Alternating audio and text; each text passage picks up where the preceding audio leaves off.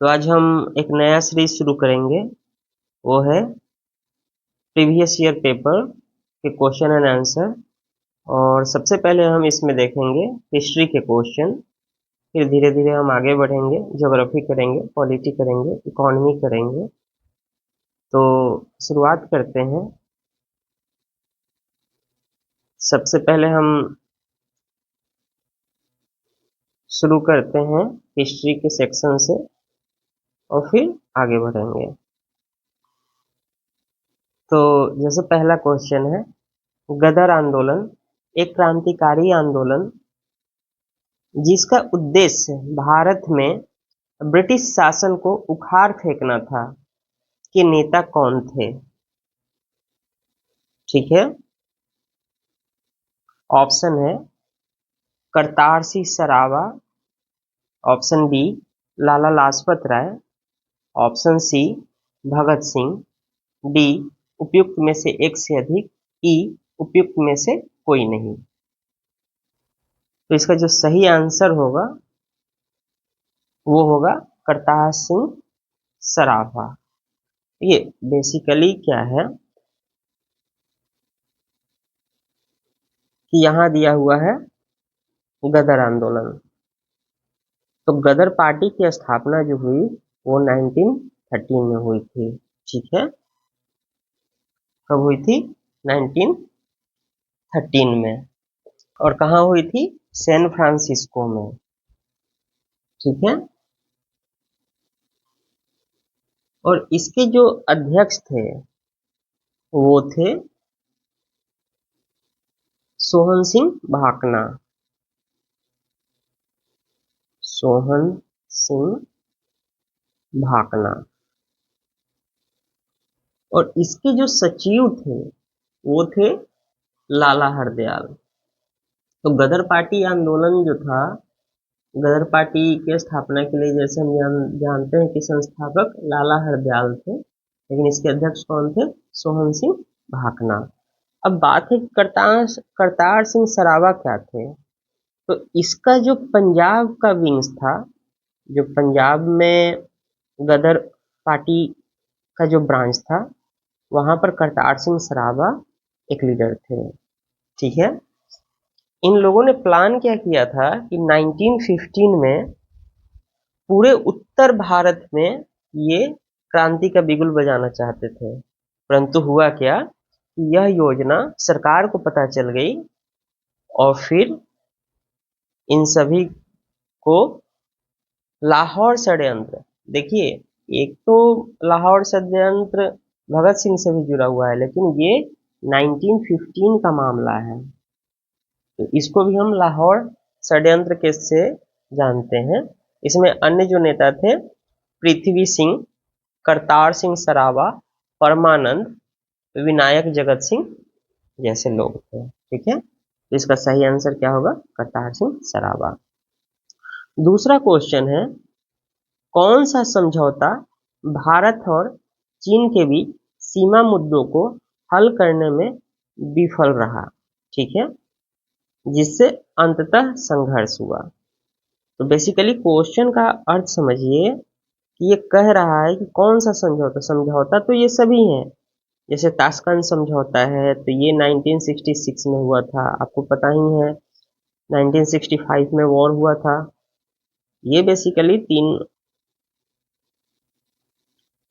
ये पाकिस्तान के साथ हुआ था। शिमला समझौता भी किसके साथ हुआ? पाकिस्तान के साथ। ये कब हुआ? 1972 में।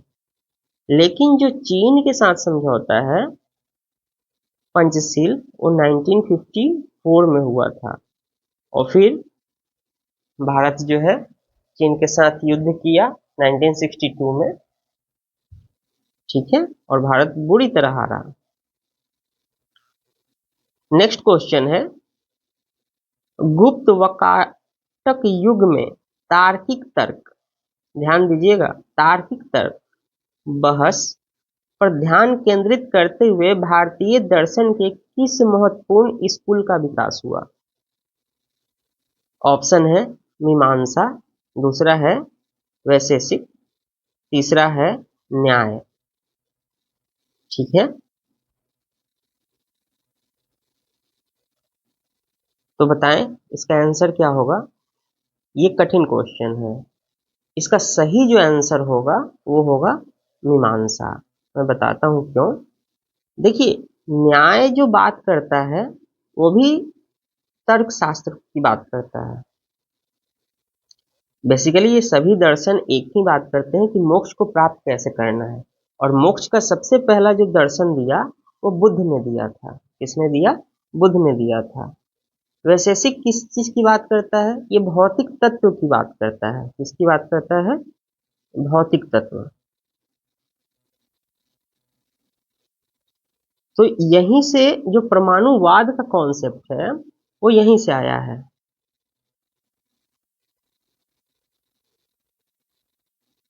ठीक है। मीमांसा किस चीज की बात कर रहा है? यह बोल रहा है कि तर्क करने और अर्थ लगाने की कला। क्या? तर्क भी है और आपको क्या लगाना है? उसका अर्थ भी, मतलब बहस भी। तो इसीलिए इसका सही आंसर क्या होगा? मीमांसा।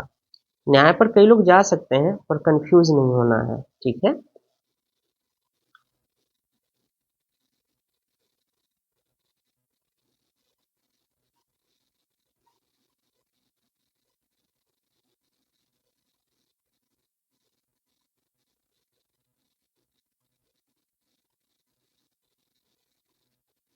फोर्थ क्वेश्चन है, सविनय अवज्ञा आंदोलन के दौरान महात्मा गांधी के नेतृत्व में प्रसिद्ध दांडी मार्च। कौन सा मार्च? दांडी मार्च। ये दांडी मार्च है, ने लगभग दूरी तय की। तो सबसे पहले ये दांडी मार्च 1930 में हुआ था। और इसके बारे में आप जानते होंगे, इसके बाद सविनय अवज्ञा आंदोलन शुरू हो गया। ठीक है। ऑप्शन है ए 241 मील, बी 400 किलोमीटर, सी 200 किलोमीटर और डी उपयुक्त में से एक से अधिक, और लास्ट वन उपयुक्त में से कोई नहीं। तो देखिए, ये तो आंसर सीधे सीधे आसानी से आप बता सकते हैं कि कितना होगा। इसका सही आंसर क्या है? 241 मील। तो बेसिकली क्या हुआ कि सविनय अवज्ञा आंदोलन शुरू होने से पहले गांधी जी ने 11 मांग रखी थी और उसको न मिलने के कारण फिर उसी में एक मांग यह भी था कि नमक पर से टैक्स हटाया जाए। और उसी को गांधी जी ने केंद्रीय मुद्दा बनाया और फिर उन्होंने दांडी मार्च शुरू की। ठीक है।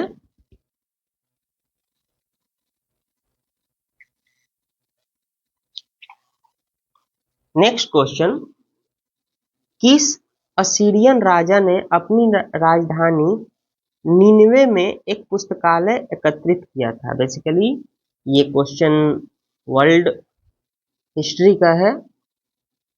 क्योंकि अब वर्ल्ड हिस्ट्री का मतलब वेटेज कम हो गया है तो ये सब अब क्वेश्चन नहीं आते। फिर भी बस आप आंसर जान लीजिए। ये था असुर बनीपाल। नेक्स्ट क्वेश्चन है, वियतनामी राष्ट्रवादी इतिहास में 1930 में येन बाई विद्रोह का क्या महत्व है? तो येन बाई विद्रोह कब हुआ? 1930 में। और कहाँ? वियतनाम में। ऑप्शन है, इसके परिणाम स्वरूप कई राष्ट्रवादी नेताओं को फांसी दी गई।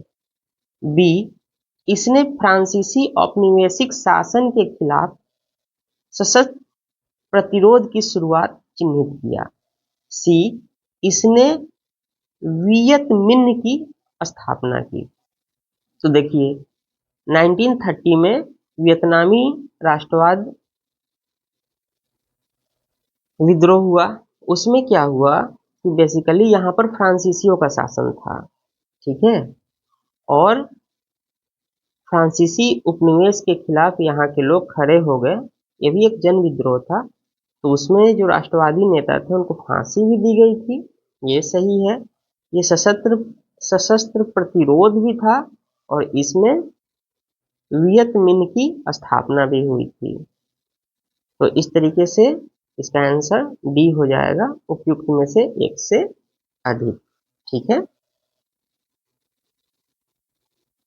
अब आगे चलते हैं। 7 नंबर क्वेश्चन,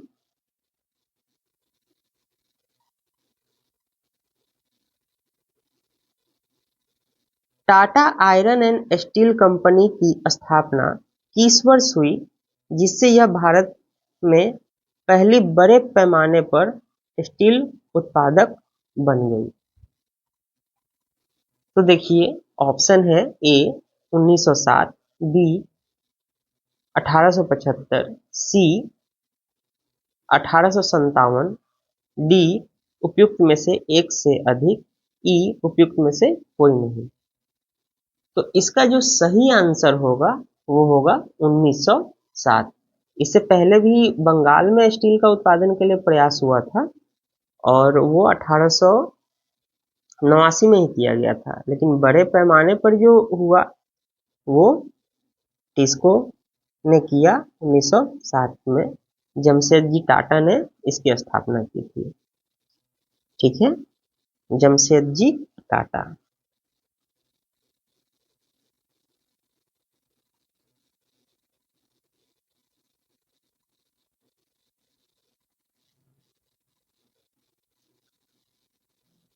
ये क्वेश्चन बहुत ही अच्छा है। प्रथम विश्व युद्ध ने भारत के व्यापार संतुलन को कैसे प्रभावित किया? तो प्रथम विश्व युद्ध कब से कब हुआ? 1914 से 19 तक चला। अब है ऑप्शन, इसका भारत के व्यापार संतुलन पर कोई महत्वपूर्ण प्रभाव नहीं पड़ा। बी, निर्यात में कमी के कारण व्यापार में घाटा हुआ। सी, इससे निर्यात में वृद्धि के कारण व्यापार में अधिशेष हुआ। डी, उपयुक्त में से एक से अधिक, ई उपयुक्त में से कोई नहीं।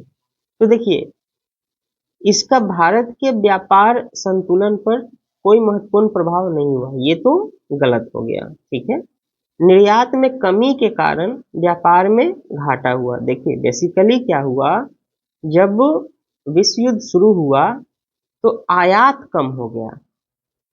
ठीक है, आयात क्या हो गया? कम हो गया। बेसिकली इसलिए हो गया क्योंकि हर जगह से नाकेबंदी शुरू हो गई और समुद्री बंदरगाह पर नाकेबंदी शुरू होने से आवाजाही कम होने लगी। लेकिन निर्यात क्यों बढ़ गया?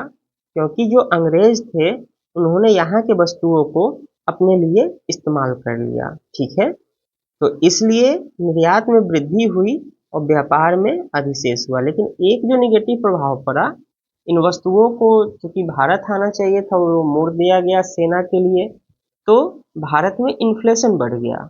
ठीक है, महंगाई बढ़ गई और वस्तुओं के दाम क्या हो गए? महंगे हो गए। 9th नंबर क्वेश्चन, स्टेलिनग्राड की लड़ाई द्वितीय विश्व युद्ध में एक महत्वपूर्ण मोड़ किन दो देशों के बीच हुई? देखिए, द्वितीय विश्व युद्ध कब हुआ? 1939 से 45 के बीच में। और बेसिकली ये इसमें दो एक्सिस लड़ रही थी, तो एक तरफ जर्मनी को मान लें और दूसरी तरफ यूएसए एंड कंपनी यूके वगैरह को मान लें। ठीक है, ए इटली और फ्रांस, बी संयुक्त राज्य अमेरिका और जापान, सी जर्मनी और सोवियत संघ, डी उपयुक्त में से एक से अधिक, ई उपयुक्त में से कोई नहीं।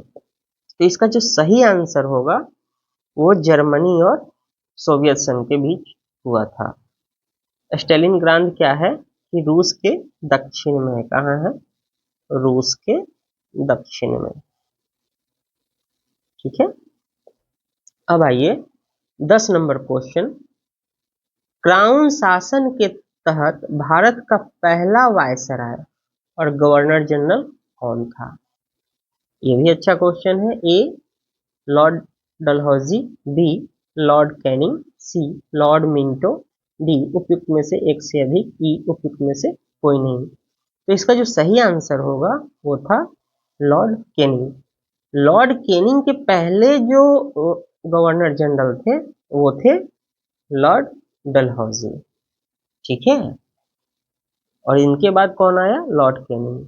इसके बारे में और भी विस्तार से जान सकते हैं नेक्स्ट क्लास में मैं बताऊंगा आप लोगों को, तभी इसका टोटल सीरीज ही लूंगा कि किस गवर्नर का क्या कार्य हुआ, उसको याद कैसे करें। आइए 11 नंबर क्वेश्चन, 7वीं शताब्दी ईसा पूर्व के दौरान भारत का कौन सा शासक था जो बुद्ध धर्म के संरक्षण और सांस्कृतिक गतिविधियों के समर्थन के लिए जाना जाता है? तो बेसिकली मैं आपको बता दूं, पहले ऑप्शन देख लें। ए हर्ष, बी अशोक महान, सी चंद्रगुप्त मौर्य, डी उपयुक्त में से एक से अधिक। तो देखिए यहां पर क्या है कि 7वीं शताब्दी ईसा पूर्व की बात की जा रही है। भारत का कौन सा शासक था ईसा पूर्व, ना कि ईसवी की, तो कंफ्यूज नहीं होना है, ये महत्वपूर्ण है।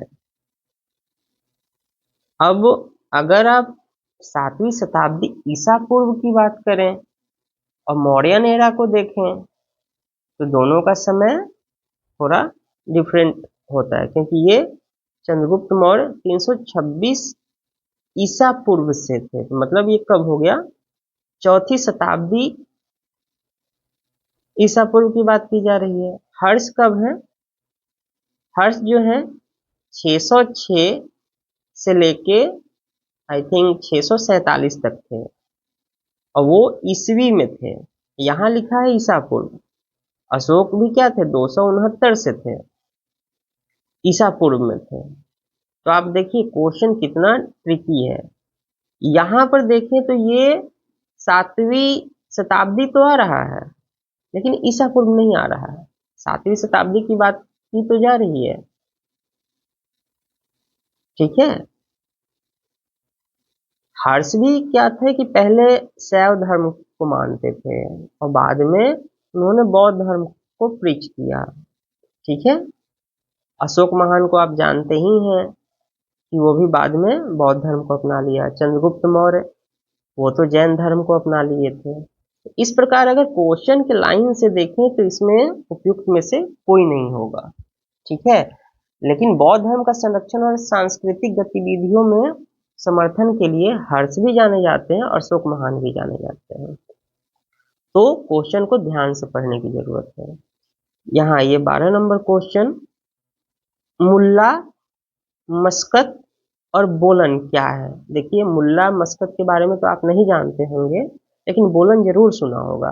ए पर्वतीय दर्रे, बी कश्मीर के शहर, सी पर्वत चोटियां, डी उपयुक्त में से एक से अधिक। तो बेसिकली क्या है बोलन, बोलन जो पश्चिमी अपना सीमा है वहां पर क्या है, पर्वतीय दर्रे हैं। ठीक है, अब हम आगे क्वेश्चन देखते हैं। 13 नंबर क्वेश्चन,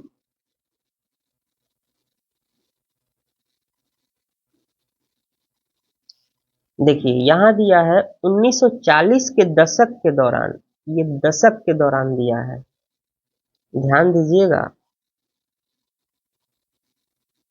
1940 के दशक के दौरान बंगाल में तेभागा आंदोलन ने मांग की। ए भूमिहीन किसानों के बीच अधिशेष भूमि का पुनर्वितरण, जमींदारी प्रथा का पूर्ण उन्मूलन, फसल का 1/3 हिस्सा बटाईदारों को दिया जाएगा, डी उपयुक्त में से एक से अधिक, ई उपयुक्त में से कोई नहीं। तो देखिए ये क्वेश्चन ऑलमोस्ट घूम फिर के मेरे हिसाब से 5 से 7 बार आ गया। यूपीएससी ने इसको 2 बार पूछ लिया है हाल फिलहाल में, यूपी पीसीएस में आया है, बीपीएससी में आया हुआ है, आरएस में भी आया हुआ है। तो देखिए ये आंदोलन जो चला था वो बेसिकली चला था 1945 के बाद। ठीक है, और वो 50 तक चलता रहा, और इसमें बेसिकली क्या था, तिभागा मतलब 3 भाग, जो तिहाई हिस्सा था बटाईदारों को दिया जाएगा। ठीक है, ये सही था। और इंटरेस्टिंग पॉइंट ये है कि ये बंगाल से फैलते हुए पटना तक आ गया था, तो पटना में भी इसके लिए आंदोलन हुआ था, तो ये भी ध्यान रखिएगा। हिटलर की आत्मकथा, जिसमें जर्मनी के लिए उनकी राजनीतिक विचारधारा और भविष्य की योजनाओं को रेखांकित किया गया है, का शीर्षक है कम्युनिस्ट घोषणा पत्र, दास कैपिटल, माई कैंप, उपयुक्त में से एक से अधिक, उपयुक्त में से कोई नहीं। तो इसका सही आंसर होगा माई कैंप।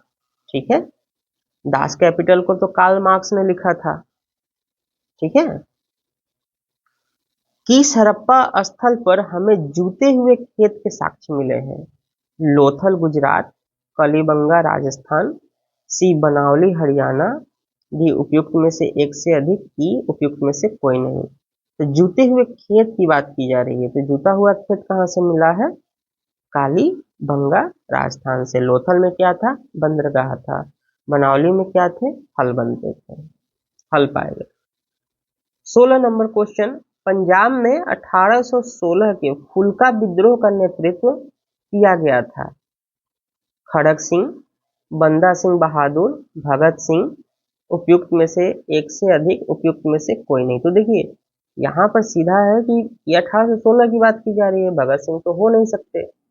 खड़क सिंह और बंदा सिंह बहादुर, तो देखिए खड़क सिंह उसके पहले थे, बंदा बहादुर राइट आंसर होगा। इनको बाद में फांसी दे दी गई थी। ठीक है, मुगलों के द्वारा ही दी गई थी। ठीक है, और फारुखसियर ने दिया था। वर्नाक्यूलर प्रेस एक्ट ने भारतीय भाषाई समाचार पत्रों की स्वतंत्रता पर गंभीर प्रतिबंध लगा दिया। यह किस वर्ष पारित हुआ? यह अच्छा क्वेश्चन है। 1885, 1878, 1880, उपयुक्त में से एक से अधिक। देखिए वर्नाक्यूलर प्रेस एक्ट जो था ये बेसिकली लॉर्ड लिटन के समय आया। किसके समय? लिटन के समय। और वो एक प्रतिक्रियावादी लॉर्ड थे जो गवर्नर जनरल थे, तो उन्होंने ही वर्नाक्यूलर प्रेस एक्ट को लागू किया था। वो 1878 में हुआ था। और बेसिकली इसमें क्या था कि रातों रात कई तो प्रेस बंद हो गए और कईयों ने अपना भाषा चेंज कर लिया। इसमें अमृत बाजार पत्रिका का नाम प्रमुख है, जिन्होंने अंग्रेजी में निकालना शुरू कर दिया। मंगोल साम्राज्य के संदर्भ में यम क्या था? कुरियर प्रणाली, भोजन भंडार की तकनीक, कानून संहिता, उपयुक्त में से एक से अधिक, उपयुक्त में से कोई नहीं। तो यम जो था बेसिकली ये पोस्ट ऑफिस था, मतलब कुरियर प्रणाली ही था। ठीक है, राष्ट्र संघ की स्थापना किस संधि के परिणाम स्वरूप हुई? तो देखिए राष्ट्र संघ की स्थापना ये basically the league of nation की बात की जा रही है। यहाँ देखिए ये द लीग ऑफ नेशन, तो ये जो है वर्साई की संधि जो फर्स्ट वर्ल्ड वॉर हुआ था उसके बाद स्थापित किया गया था। ठीक है, एक क्वेश्चन और ले लेते हैं।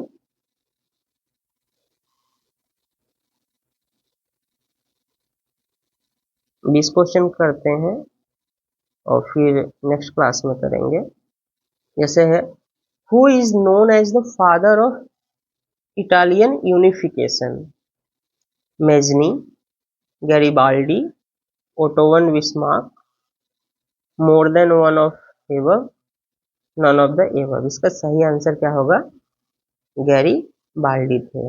वो वहां के एक नेता थे, एक्चुअली वो सेना में थे, जनरल थे। उन्होंने ही इटली का यूनिफिकेशन किया। ओटोवन बिस्मार्क क्या थे? इन्होंने जर्मनी का किया था। कहाँ का? जर्मनी का। ठीक है, और मेजनी भी इटली के थे, उन्होंने महत्वपूर्ण भूमिका निभाई थी। ठीक है, तो इस प्रकार यहीं तक रहने देते हैं, नेक्स्ट क्लास में आपसे मिलते हैं। ओके, धन्यवाद।